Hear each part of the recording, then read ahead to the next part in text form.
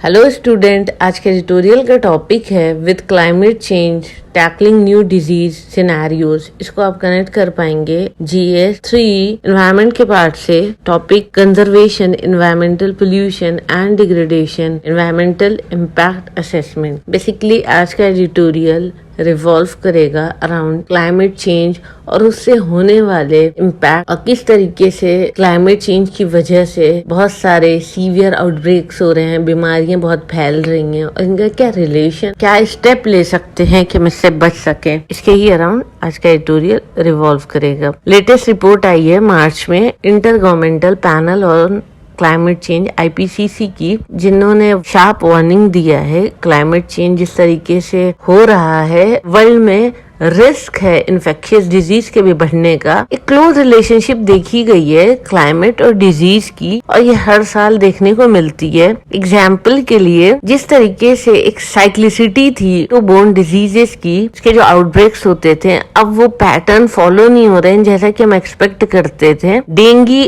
हर बार क्या होता था, साल में 2 से 3 बार अपने पीक पे जाता था, लेकिन जिस तरीके से टेम्परेचर चेंज हो रहा है, बारिश का पैटर्न चेंज हो रहा है, ह्यूमिडिटी चेंज हो रही है, तो ये सारी जो साइकिल थी क्लाइमेट की वो चेंज हो रही है। तो इसकी वजह से डिजीज ट्रांसमिशन साइकिल भी डिसरप्ट हो गई है। अब वो भी एक्सपेक्टेड नहीं है पहले की तरह, और इन सारी चीजों का इम्पैक्ट डिस्ट्रीब्यूशन ऑफ वेक्टर्स पे भी पड़ा, एनिमल रिजर्वॉयर्स पे भी पड़ा, जो एक होस्ट की तरह है पैरासाइट्स के लिए। होस्ट मतलब पैरासाइट डायरेक्ट इंसानों को अटैक नहीं कर सकते हैं, वो क्या करते हैं, एनिमल को अपना होस्ट बना लेते हैं, उनके ऊपर वो रहते हैं, और फिर एनिमल और ह्यूमन का जब कॉन्फ्लिक्ट होता है तो एनिमल से वो ह्यूमन को प्रॉब्लम आ जाती है, कोई भी बीमारी आ जाती है। हीट प्रूवन है कि वो इंटरफेयर कर रहा है जेनोमिक स्ट्रक्चर ऑफ पैथोजन, ये प्रूव हो चुकी है बात, और चेंज कर रहा है इन्फेक्टिविटी और विरुलेंस को भी। तो आप इससे देख सकते हैं कि क्लाइमेट चेंज कितना ज्यादा इम्पैक्ट कर सकता है, कितना फैटल हो सकता है ह्यूमन बीइंग के लिए। हैबिटेट लॉस हो रहे हैं due to climate change. Example ले लें हैबिटेट का, तो नीलगिरी तहर हिमालय में सपोज रहता ही है हिमालय में, तो उसको क्लाइमेट चेंज की वजह से उसको अपना घर छोड़ के, मतलब हिमालय छोड़ के कहीं और जाना पड़ गया, तो उसका क्या हो गया, हैबिटेट का लॉस हो गया, उसको अपना घर छोड़ना पड़ा। तो वो जब कोई एनिमल अपनी जगह को छोड़ रहे हैं, अगर वो किसी डिजीज के कैरियर हैं तो वो भी तो अपने साथ लेके जाएंगे, फिर वो क्या करेंगे, एनक्रोच करेंगे ह्यूमन टेरिटरी पर। इससे बढ़ जाएगा रिस्क ह्यूमन एनिमल इंटरैक्शन का, और ट्रांसफर हो जाएंगे पैथोजन वाइल्ड लाइफ से ह्यूमन में। वायरसेस जो एनिमल को तो हार्म नहीं कर रहे थे, लेकिन मे बी वो फैटल हो सकते हैं ह्यूमन के लिए। नीपा वायरस का आउटब्रेक लगभग हर साल हो रहा है और कई सालों से है केरला में। ये एक बहुत अच्छा इसका एग्जाम्पल है। एक एनालिसिस पब्लिश हुई थी 2022 में नेचर क्लाइमेट चेंज के। उन्होंने वार्न किया था कि ह्यूमन अब फेस कर सकते हैं एक broader spectrum of infectious agents. अब जो डिजीजेज, इन्फेक्शियस डिजीजेज होंगे वो पहले के मुकाबले काफी ज्यादा होंगे। जितने नॉन इन्फेक्शियस डिजीजेज हैं उसका आधे से ज्यादा कर लें तो वो थ्रेटनिंग हो सकते हैं ह्यूमन के लिए, और वो क्लाइमेट चेंज की वजह से और वर्स हो जाएगा। और ये पैटर्न हम क्लाइमेट चेंज के साथ इस पैटर्न में भी चेंजेस देखेंगे। डिजीजेस अक्सर क्या करती हैं, अपना एक नया रूट देखती हैं कि किस तरीके से वो ट्रांसमिशन करें। उसमें एनवायरमेंटल सोर्सेज भी हो सकते हैं, मेडिकल टूरिज्म भी हो सकता है, और ये भी हो सकता है कि कंटामिनेटेड फूड या वाटर के थ्रू आए।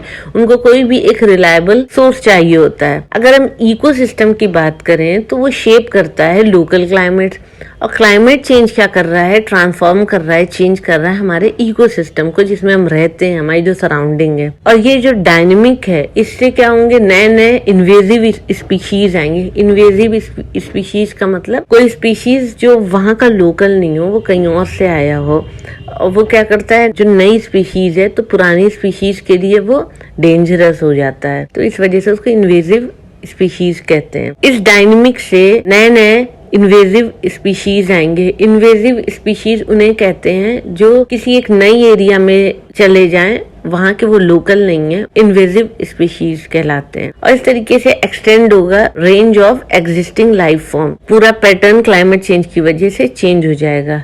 और ये ट्रिगर करेगा इकोसिस्टम के चेंजेस में भी। इकोसिस्टम आज के टाइम पे कॉम्प्लेक्स हो गया है, तो इसके लिए हमें जरूरत है एक अच्छे इकोलॉजिस्ट और एपिडेमियोलॉजिस्ट की जो प्रेडिक्ट कर सकें कि फ्यूचर में आउटब्रेक आ सकता है। एपिडेमियोलॉजिस्ट उन्हें कहते हैं जो प्रेडिक्शन करते हैं कि कोई भी बीमारी आ सकती है, एपिडेमिक आ सकता है। अगर ह्यूमन इंड्यूस क्लाइमेट चेंज की बात करें, ह्यूमन इंड्यूस क्लाइमेट चेंज हो रहा है, हम इंसान चेंज कर रहे हैं बहुत तेजी से क्लाइमेट, और इसकी वजह से बहुत सारी बीमारियां आ सकती हैं और हम वनरेबल हैं, क्राइसिस में आ सकते हैं। इंडिया की अगर हम बात करें, इंडिया इन पर्टिकुलर अगर हम देखें तो हमको ये अंदाजा है कि किस तरीके से क्लाइमेट चेंज हमारे ऊपर इम्पैक्ट कर सकता है। समर की स्टार्टिंग में जब गर्मी आई थी, स्टार्टिंग में उसके जिस तरीके का सिनेरियो था और थोड़ी बहुत बारिश हो रही है मानसून में, तो वाटर स्कैरसिटी जो है, कमी है जो है पानी की, वो पूरे गैंगेटिक प्लेन में देख सकते हैं, केरला में थी।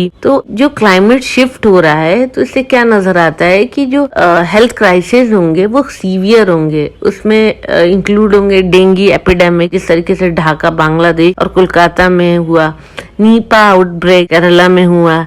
तो हमें सरप्राइज होने की जरूरत नहीं है जिस तरीके से आउटब्रेक हुआ है कोलकाता या केरला में, क्या ये अनसीजनैलिटी नहीं है? तो यहाँ पे इन सारी चीजों पे क्वेश्चन करने की जरूरत है, इन सारी चीजों पे सोचने की जरूरत है कि कैसे क्लाइमेट चेंज हेल्थ डिजीजेस को बार बार लेकर आ रहा है, उससे आउटब्रेक्स हो रहे हैं, उसका कोई पैटर्न नहीं समझ में आ रहा है कि किस तरीके से हमें प्रिवेंट करना है।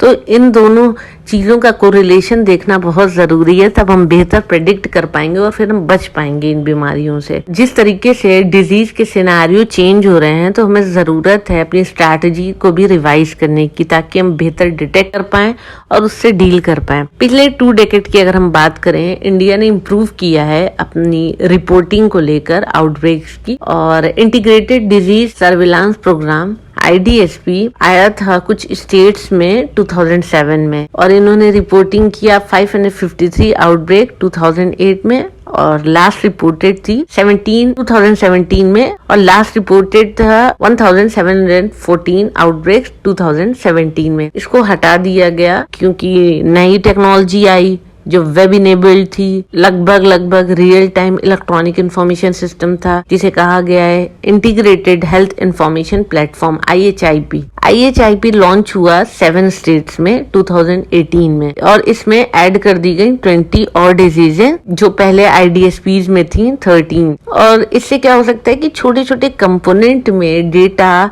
यूजर्स के लिए अवेलेबल हो सकते हैं। प्रोग्राम को इनेबल किया गया था कि वो ट्रैक कर सके रियल टाइम जो भी इमर्जिंग आउटब्रेक्स होंगे डिजीजेस के, लेकिन ये डिलीवर नहीं कर पाया हमारी एक्सपेक्टेशन के हिसाब से। जिस तरीके से अभी हम सर्विलांस यूज कर रहे हैं वो एडुकेट नहीं है, जिस तरीके से डिजीज के सिनेरियोज बढ़ रहे हैं। अगर हमें रोकना है क्लाइमेट चेंज इंड्यूस डिजीजेस को, तो हमें जरूरत है सेफगार्ड करने की अपने इकोसिस्टम को, ग्रीन हाउस गैस इमिशन को कम करने की जरूरत है, कट करने की जरूरत है, इम्प्लीमेंट करने की जरूरत है एक्टिव पैथोजन सर्विलांस। अगर एक यूनिफाइड अप्रोच लेके हम चलें, जिसे वन हेल्थ कहते हैं, जो इंटीग्रेट करेगा मॉनिटर करने में human, animal, plant, environment health, और रिकॉग्नाइज करेगा इनके बीच में जो इंटरकनेक्टेडनेस है, ये अप्रोच अगर हम लेके चले तो ये एसेंशियल अप्रोच होगा, एक इम्पॉर्टेंट अप्रोच होगा, जिससे हम प्रिवेंट कर पाएंगे फ्यूचर आउटब्रेक्स को, स्पेशली जो ओरिजिनेट होते हैं एनिमल से। इसमें जूनोटिक डिजीजेस आते हैं। जूनोटिक डिजीजेस उन्हीं डिजीज को कहते हैं जो एनिमल से ह्यूमन में आते हैं। अगर हम नेग्लेक्ट करते हैं ट्रॉपिकल डिजीजेस को, या वेक्टर बॉर्न डिजीजेस को, या एंटी माइक्रोबियल रेजिस्टेंस जो कि बहुत रैम्पेंट हो रहा है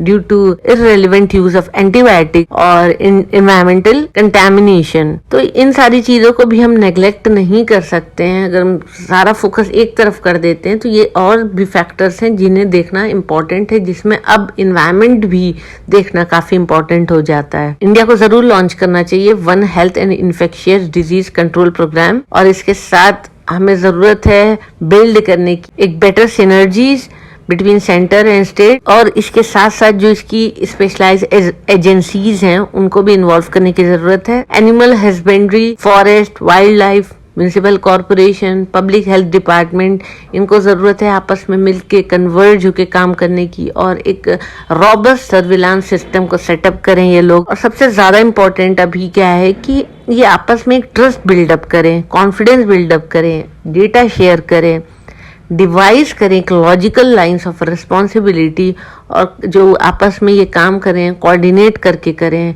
जितनी एजेंसीज इसमें काम कर रही हैं, तभी हमें एक इफेक्टिव रिजल्ट मिल पाएगा। अगर अब तक की बात करें तो office of the principal scientific adviser to the prime minister, इन्होंने लीड लिया है वर्ल्ड बैंक और भी कुछ फंडिंग एजेंसीज के साथ, और अगर ये इफेक्टिवली होता है तो ये हेल्प करेगा ग्रेटर कोऑर्डिनेशन और मैनेजमेंट में। अगर पूरे वर्ल्ड की बात करें तो सबको एक ऑब्सेशन है कि वो जान जाए कि डिजीज एक्स क्या है, इस रिडल को ओपन करें। लेकिन जिन डिजीजेस से हम फैमिलियर हैं, जिनके एनुअल साइकिल्स होती है, जिनके एजेंट्स के बारे में हमें पता है, जैसे कि influenza, measles, Japanese encephalitis, dengue, diarrhoea और भी बहुत सारी इस तरह की डिजीज है, तो इसका टेस्ट जो है वो कंटिन्यू होना चाहिए पब्लिक हेल्थ सिस्टम में। क्लाइमेट चेंज सिर्फ इन्फेक्शियस डिजीजेस तक लिमिटेड नहीं है, ये बढ़ा सकता है इंजरीज, डेथ भी हो सकती है लोगों की एक्सट्रीम वेदर इवेंट की वजह से, और बहुत लोगों की हुई भी है। हीट वेव्स जब आई थी तो इंडिया की अगर हम बात करें, और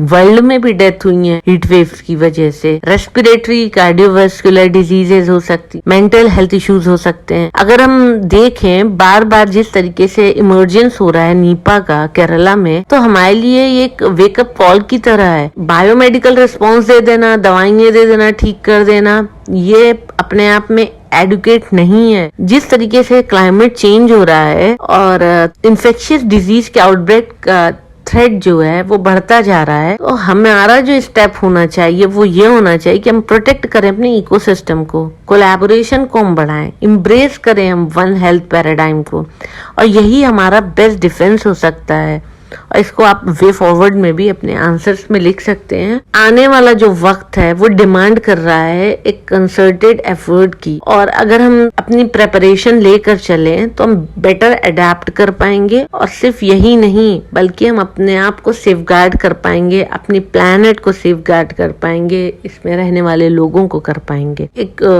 रॉबस्ट पॉलिसी और उसका बेहतर इम्प्लीमेंटेशन दोनों ही इम्पोर्टेंट है, और सारी एजेंसीज कन्वर्ज होके काम करने की जरूरत है। और अगर हम ये सारी चीजें करते हैं तो climate induce infectious disease outbreak से हम अपने आप को बचा पाएंगे। तो ये था आज का एडिटोरियल का analysis. Thank you for watching my video. Please share, like and subscribe.